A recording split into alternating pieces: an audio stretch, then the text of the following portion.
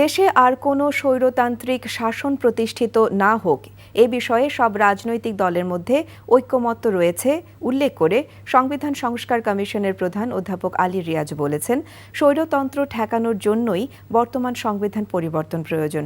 সকালে রাজধানীর ইস্কাটনে লোক প্রশাসন প্রশিক্ষণ কেন্দ্রের অডিটোরিয়ামে গণ অভ্যুত্থান পরবর্তী বাংলাদেশে গণতন্ত্র ও সুশাসন শীর্ষক সেমিনারে প্রধান অতিথির বক্তব্যে তিনি কথা বলেন। যমুনা রাইস কুকারে আছে 3-in-1 function. Jamuna rice cooker, smart রান্নায় আধুনিক জীবন। 1972 সালে প্রণীত সংবিধানে এক ব্যক্তি কেন্দ্রিক স্বৈরতন্ত্রের সুযোগ থাকায় বাংলাদেশে 1975 এবং 2011 পরবর্তী সময়ে 2 দফায় স্বৈরতন্ত্র প্রতিষ্ঠিত হয়েছে বলেও মন্তব্য করেন তিনি।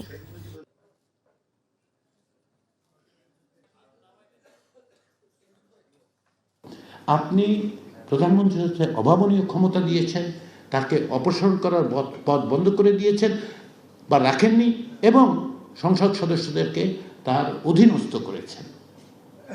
প্রাতিষ্ঠানিকভাবে এক ব্যক্তির শাসনের আর কি বাকি থাকতে পারে আমাকে একটু বলুন তো। যমুনা রাইস কুকারে আছে 3-in-1 function. Jamuna rice cooker, smart রান্নায় আধুনিক জীবন।